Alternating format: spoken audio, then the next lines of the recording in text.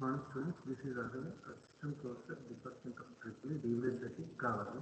So in the previous class I discussed about equivalent circuit of a synchronous motor and next phasor diagrams of synchronous motor and power flow diagram for a three-phase synchronous motor, and lastly I discussed about some strategies about the strings. Okay, and next in this class I am going to discuss synchronous condenser and hunting concept and starting with the synchronous motor. Okay, so first I will start with the synchronous condenser. Okay, so what is known as synchronous condenser and theory of those things. So okay, so a synchronous motor takes a leading current. Okay, a synchronous motor takes a leading current when overexcited. Okay, a synchronous motor takes a leading current when overexcited, and therefore it behaves as a capacitor. Okay, synchronous motor takes a leading current when overexcited and therefore behaves as a capacitor. So an overexcited synchronous motor running on no load, okay, an overexcited synchronous motor running on no load is known as synchronous condenser. So here, when such a machine is connected in parallel with induction motor or other devices, so that operate at low lagging power factor, then the leading kVA supplied by a synchronous condenser partly neutralizes the lagging reactive kVA of the load. Okay, when such a machine is connected in parallel, that means an overexcited synchronous motor running on load is connected in parallel with induction motor or other devices that operate at low lagging power factor. So that leads to leading kVA as applied to the synchronous condenser partly neutralizes the lagging reactive kVA of the loads. So consequently, the power factor of the system is improved. Okay, consequently, the power factor of the system is improved. So here I will show the diagram. It shows that the power factor improvement by synchronous condenser method. Okay, so this is the diagram we are using. So here we are using a three-phase synchronous motor. Okay, so it consists of three phases R, Y, and B. So these three phases are connected to the three-phase load. Okay, and it consists of the total current that is I, and the corresponding phasor diagram of that explanation is this one. Okay, by using this diagram we have to include the power factor. Okay, so here the three-phase load, that is this one. Okay, the three-phase load takes current IL, that is this one IL. So the three-phase load takes the current IL. Okay, the IL current is towards the three-phase load. So the arrow mark is there. So it is towards the three-phase load. So that means the three-phase load takes load current IL at low lagging power factor, that is cos phi L. So at low lagging power factor, that is cos phi L. Then the synchronous condenser takes a current IM. Okay, so here, so if it is a synchronous condenser, so this one, so it takes the current of IM. It takes the current of IM. So which leads the voltage by an angle phi m. Okay, so the synchronous condenser takes a current IM, which leads the voltage by an angle phi m. Okay. So if you observe this phasor diagram, so starting I said that the three-phase load takes IL, so at low lagging power factor, so that is cos phi m. So this one. So here V lags, that is the terminal voltage or supply voltage lags the load current at an angle phi L. Okay, and in this one, the synchronous condenser takes current IM. So what it means, which leads the voltage by an angle phi m. That's why I taken the voltage. So this voltage leads IM by an angle phi m. So this one. Okay. Next, so the resultant current I. So the resultant current I is the vector sum of IM and IL. Okay. I is the vector sum of IM and IL and lags behind the voltage by an angle phi. So if you observe the phasor diagram, so I have taken the resultant current, this one I. So I is the resultant of the sum of the IM and IL. So that's why I am indicating with the dotted lines to connect to I line. So here the current I, the resultant current I lags behind the voltage by an angle phi, lags behind the voltage by an angle phi, that is this one. So it is in the lagging position. okay, by an angle phi, okay.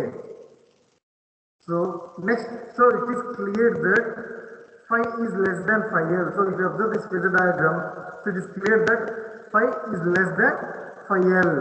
Okay, phi is less than phi L. So that cos phi is greater than cos phi L. So that cos phi is greater than cos phi L. Okay, so thus the power factor is increased from cos phi L to cos phi. Okay, thus the power factor is increased from cos phi L to cos phi. So next, the synchronous condensers are generally used at major bulk supply substations for power factor improvement. Okay, synchronous condensers are generally used at major bulk supply substations. Major bulk supply substations for power factor improvement. So coming to the advantages of the synchronous condenser, so by varying the field excitation, okay, by varying the field excitation, the magnitude of current drawn by the motor can be changed by any amount.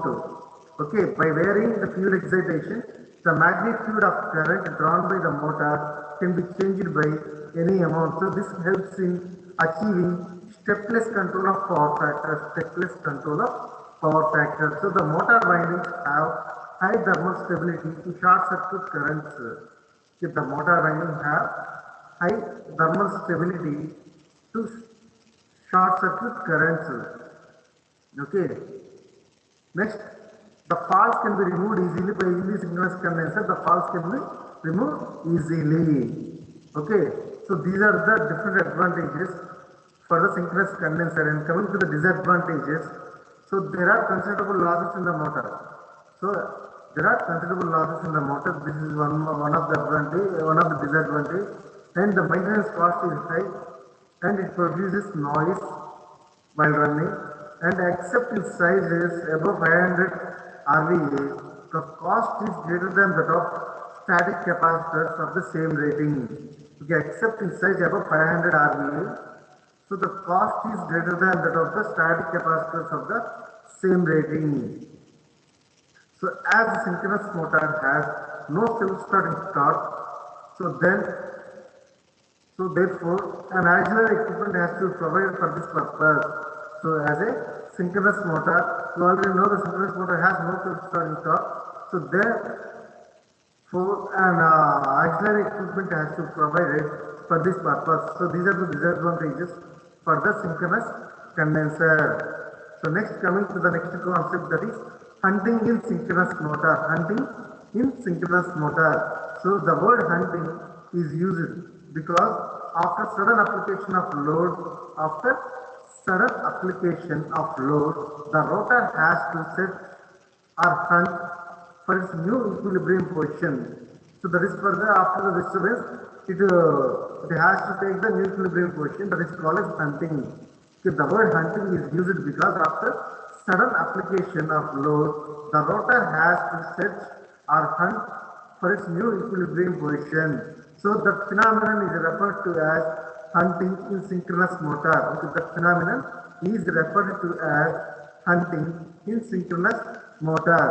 So a steady state operation of synchronous motor is a condition of equilibrium, so in which the electromagnetic torque is equal and opposite to load torque. Okay, steady state operation of synchronous motor is a condition of equilibrium in which the electromagnetic torque is equal and opposite to load torque. So in steady state, rotor runs at synchronous speed, thereby maintaining constant value of torque angle, that is delta. So in steady state, rotor runs at synchronous speed, thereby maintaining constant value of torque angle delta. So if there is sudden change in load torque, okay, if there is sudden change in load torque, the equilibrium is disturbed. The equilibrium is disturbed, and there is resulting torque which changes speed of the motor. And there is resulting torque which changes speed of the motor. So I have said that a steady state operation of synchronous motor is a condition of equilibrium in which the electromagnetic torque is equal and opposite to the load torque. So if there is sudden change in the load torque, the equilibrium is disturbed, and there is resulting torque which changes speed of the motor. Okay. Why means in the steady state the rotor runs at synchronous speed. Okay, that too by maintaining the constant value of the torque angle. Okay, so next coming to the explanation of this one. So an unloaded synchronous machine has 0 degree load angle. So an unloaded synchronous machine has 0 degree load angle, and on increasing the shaft load gradually, the load angle will increase. On increasing the shaft load gradually, load angle will increase. That means here the initial we have the 0 degree load angle, and let us consider that load P1. Okay, let us consider that the load P1, that means power, is applied suddenly to unloaded machine. Okay, let us consider the load P1 is applied suddenly to unloaded machine shaft. So machine will slow down momentarily. So also load angle delta increases from 0 degree and become delta 1. So at that time the load angle delta increases from 0 degrees and become delta 1. So during the first swing, electric power developed is equal to mechanical load P1. Okay, so during the first swing, electrical power, that is the output of input of the motor, is developed is equal to the mechanical load P1, that is the output. So in this equilibrium is not established, so rotor swings further. So in this condition, the equilibrium is not established, so rotor swings further and load angle exceeds that from actually previously 0 to delta 1, and next the load angle exceeds delta 1 and becomes delta 2. Okay, so now electrical power generated is greater than the previous one. So now electrical power generated is greater than the previous one. That means the rotor attains synchronous speed, but it does not stay in synchronous speed, and it will continue to increase beyond synchronous speed. Okay, the rotor actually attains the synchronous speed, but it does not stay in synchronous speed, it will vary. That means it is increasing beyond the synchronous speed. So at that time, so as a result of rotor acceleration above synchronous speed, the load angle decreases.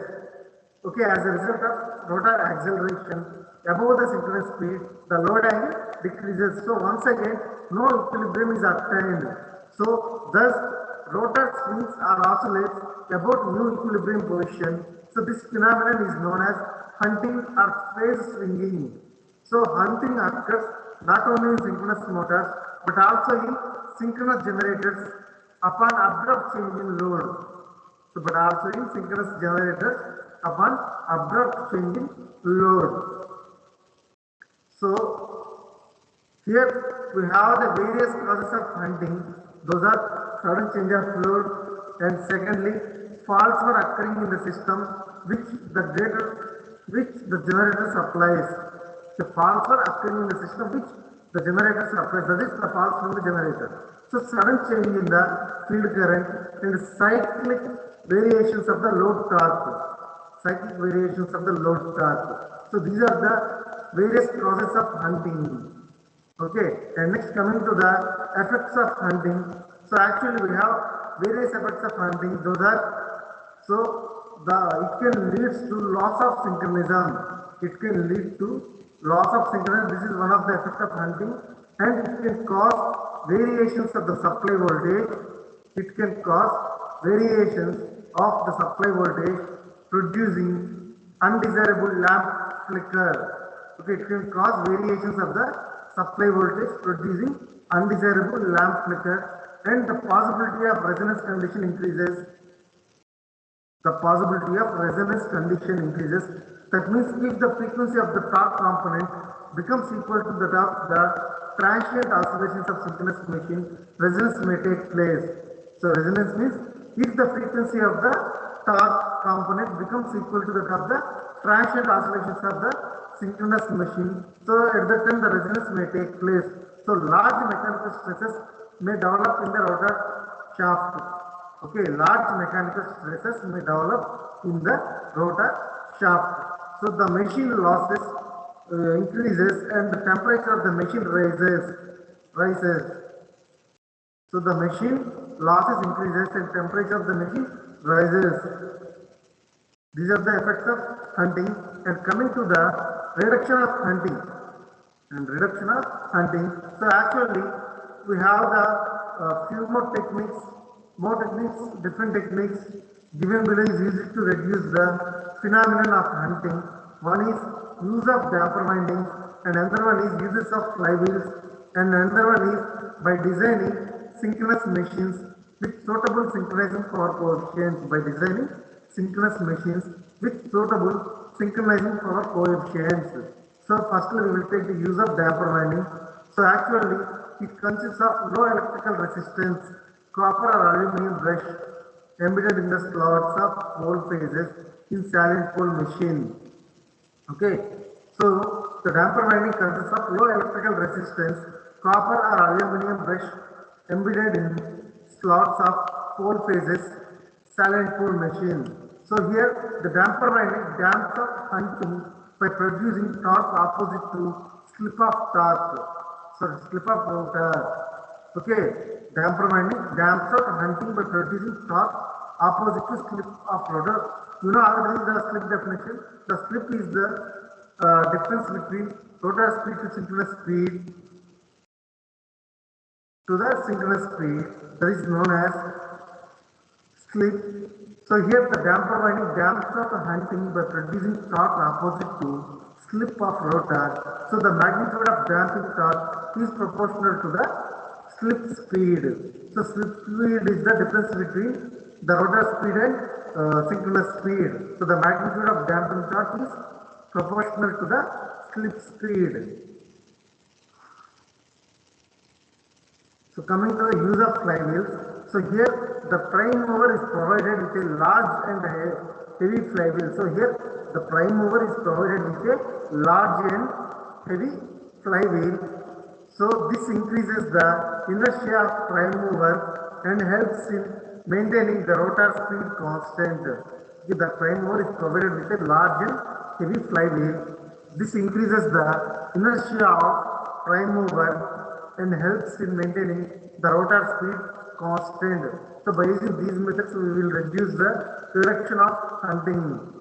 Okay, so that is the hunting concept, and now we are moving to the next concept. This one is very important. So starting methods of synchronous motor.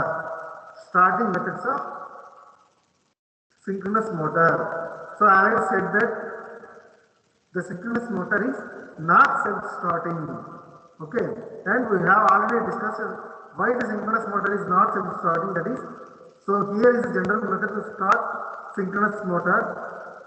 That is, three-phase winding is given a three-phase AC supply. That is armature winding or stator winding. Okay, the three-phase winding is given a three-phase AC supply. Now a rotating magnetic field is produced. That is RMF. Okay, now a rotating magnetic field is produced, which is rotating at synchronous speed ns rpm.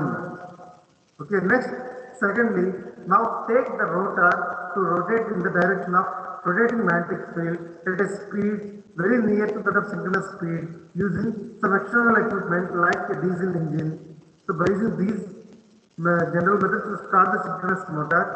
Okay, next we have now switch on the DC supply given to the rotor so that rotor poles are produced. So now switch on the DC supply given to the rotor, so the rotor poles are produced. So now there are two fields. One is rotating magnetic field produced by the stator, while the other is produced by the rotor, which is physically rotated almost at the same speed as that of rotating magnetic field. So at a particular instant, both the fields are magnetically locked. So the stator field pulls rotor field into synchronism. So the stator field pulls rotor field into synchronism. Now we can remove external device used to rotate rotor. Okay, so but rotor will continue to rotate at the same speed as that of rotating magnetic field. That is synchronous speed due to magnetic locking. Okay, this is one of the methods to start the synchronous motor. Okay, so once again I am repeating this method. So if we want to start the synchronous motor, we have to use one method, that is the three-phase winding is given to three-phase AC supply. So you know already the synchronous motor consists of stator and rotor, and in the stator we have three-phase winding. That three-phase winding is also called armature winding. Okay, so the three-phase winding is given to a three-phase AC supply. So after that, it will produce a rotating magnetic field. So that is rotating under the synchronous speed, and then now make the rotor to rotate in the direction of rotating magnet. And then after producing the magnetic field in the stator, to make the rotor to rotate the rotor in the direction of RMF, that is rotating magnetic field at a speed very near to the synchronous speed, using some external equipment like the diesel engine. So we have to insert the external device, that is the diesel engine. By using this, we have to rotate the rotor in the direction of rotating magnetic field. That's very near to the synchronous speed by using this external device. And after that, we are taking, and after that we have to give in the supply, the DC supply to the rotor. So I have said that in the construction of the synchronous motor, the stator winding takes the three-phase AC supply and the rotor takes the external DC supply. So here I have switch on the DC supply given to the rotor, so that rotor poles are excited. So now there are two fields. One is rotating magnetic field, that is produced by the stator, and another one is produced by the rotor. So this one is basically rotated almost at the speed as it of the RMF. So at a particular instant, both the fields, that is the stator field and rotor field, both are magnetically locked. Okay, so at that time the stator field pulls rotor field into synchronism. So now we can remove the external device, that is the diesel engine, to rotate the rotor can be removed. So, but rotor will continue to rotate at same speed as it of the rotating magnetic field, that is NS, due to the magnetic locking. Okay. So here we have the different methods to start a synchronous motor. Okay. Here we have the different methods to start a synchronous motor, that is using small DC machine and using pony motors, that means different one, and using damper winding, and fourth one is synchronous induction motor. So the following are the different methods to start a synchronous motor. First one is using small DC machine and using pony motors and using damper winding and using synchronous induction motor. We will start a synchronous motor. Okay, firstly I will take the using small DC machines. Okay, so many times large synchronous motors are provided with a coupled DC machine. Okay, many times large synchronous motors are provided with a coupled DC machine.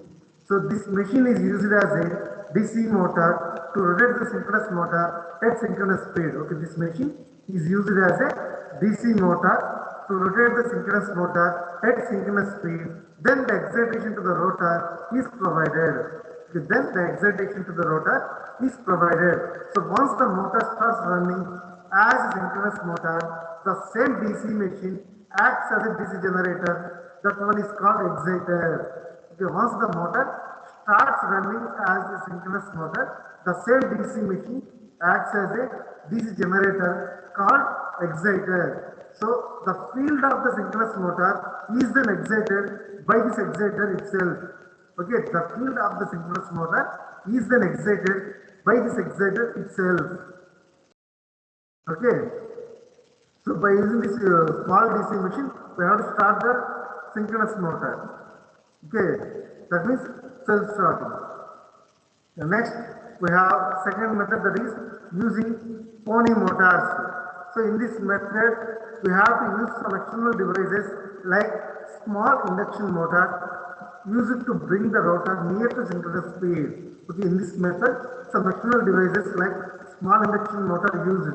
Why? Because to bring the rotor near to its synchronous speed. So this external device is called pony motors.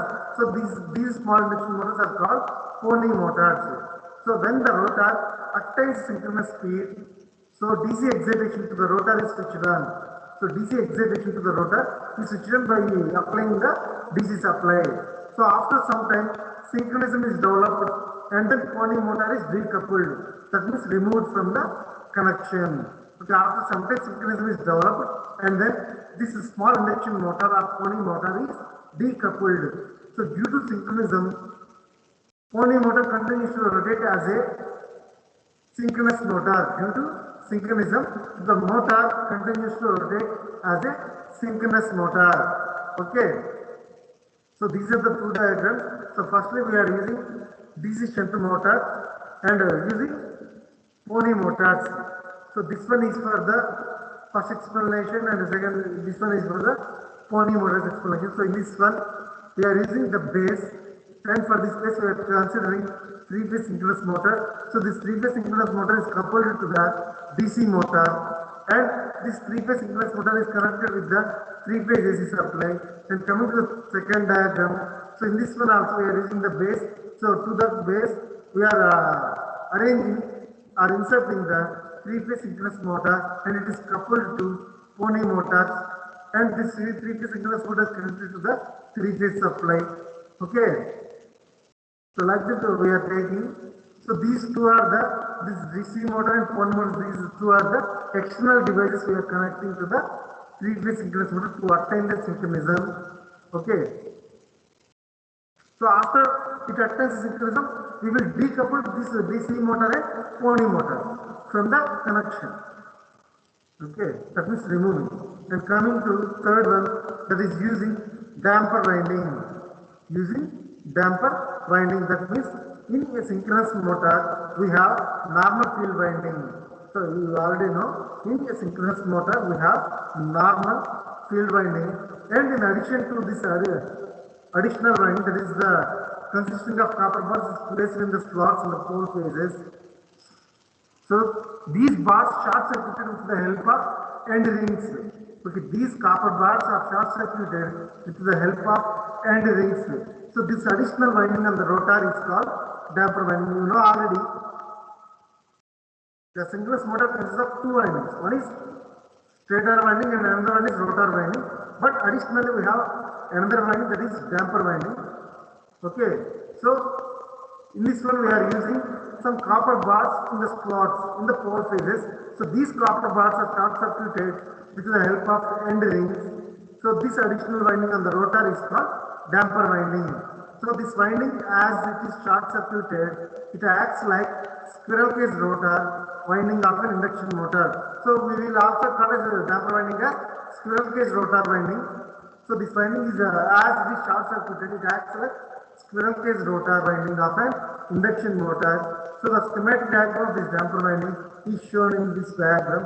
So this is the damper winding diagram. So actually you know already, the synchronous motor consists of stator winding and rotor winding. So the stator consists of the armature winding and the rotor consists of the rotor winding. In addition to the rotor winding, we have one more winding, that is damper winding or squirrel cage winding. Okay, these windings are short circuited by using the end rings. So if you observe this diagram, so in the rotor we have the an end ring. So these end rings are used to short circuit the damper windings. Okay, so these thick, so this shaded black line is there. Circle. So this one is a damper winding. So this damper winding is short circuited by using the end rings. So these are also called as squirrel cage rotor winding. Okay. So this is the diagrammatic representation of the damper winding. So once the stator is excited by a three-phase AC supply, so the stator winding is excited by a three-phase AC supply, the motor starts rotating as an induction motor at subsynchronous speed. Okay, the motor starts rotating as an induction motor at subsynchronous speed. Okay, this three-phase supply is given to the stator winding. So after that, the stator winding is excited. Okay. So next, the DC supply is given to the field winding. That is, here we are applying the DC supply. That is the external supply, not in the diagram, but externally we are giving the DC supply to the rotor. So at that time, what will happen is, at a particular instant, motor gets pulled into synchronism. So after giving the DC supply, the field winding is excited. At that particular instant, motor gets pulled into synchronism and starts rotating at a synchronous speed. So as the rotor rotates at synchronous speed, okay, the relative motion between damper winding and the rotating magnetic field is zero. The relative motion between damper winding and the rotating magnetic field is zero. So hence, when the motor is running as a synchronous motor, there cannot be any induced EMF in the damper winding. Okay, when the motor is running as a synchronous motor, there cannot be any induced EMF in the damper winding. So coming to the fourth starting motor, that is synchronous induction motor, by using synchronous induction motor. So the above method of starting synchronous motor as a squirrel cage induction motor does not provide high starting torque, that is the using damper winding. So the above method of starting synchronous motor as a squirrel cage induction motor does not provide high starting torque. So to achieve this, instead of shorting the damper winding, it is designed to form a three-phase star or delta connected winding. So to achieve this, that means to provide a high starting torque, instead of shorting the damper winding in the previous method, it is designed to form a three-phase star or delta connected winding. Okay, that means the three ends of this winding, that is delta connection or star connection, is we have three windings. Okay, the three ends of three terminals we have, that means the three ends of this winding are brought out through slip rings. Okay, the three ends of this winding are brought out through slip rings. So an external rheostat can be introduced in series with the rotor circuit. An external rheostat can be introduced in series with the rotor circuit. So when the stator is excited, the motor starts as a slip ring induction motor, and due to resistance added in the rotor, that means we are adding the external rheostat to the rotor, that means due to that resistance added in the rotor provides high starting torque. Okay, it provides high starting torque. So the resistance is then gradually cut off. That means we are decreasing the resistance as motor gathers speed. So once the motor gathers speed, we are removing that rheostat. Okay, that means decreasing the resistance, that is taking into the initial position. So when motor attains speed near synchronous speed, DC excitation is provided to the rotor. So when the motor attains the speed near to synchronous speed, the DC excitation is provided to the rotor. Then motor gets pulled into synchronism. And starts rotating at synchronous speed. So the damper winding is shorted by shorting the slip rings. So in this one also, damper winding is shorted by shorting the slip rings. Here the initial resistance added in the rotor not only provides high starting torque but also limits high inrush of starting current. So actually we are using the internal resistance or rheostat in the rotor. It has to provide the high starting torque, but it also limits the high inrush of starting current. So hence it acts as a rotor resistance starter. Okay, the rheostat, it acts as a rotor resistance starter. So the synchronous motor started by this method is called a slip ring induction motor. Okay, the synchronous motor started by this method is called a slip ring induction motor. The diagram is like this. So in this one, if you observe this one, we have the stator and rotor windings. So both stator and rotor are in the star connection, delta connections. Okay, so in the stator, you already know the stator winding is given to the three-phase AC supply, and the rotor consisting of which one we have in the rotor we have different windings. So in this one, the rotor consists of the slip rings and brushes and the starting resistances also. By using these resistances, we have to take the high starting torque in the synchronous motor. Okay, through the slip rings we are applying these things. Okay, so this is the synchronous motor. There is the induction motor, synchronous induction motor diagram or slip ring induction motor diagram. Okay, thank you for watching this video. In the next class, I am going to discuss few more topics that I think we have one more topic in the fourth chapter. I will discuss in the next class, and few more problems in this chapter also I will discuss in the next class. Okay, thank you for watching this video.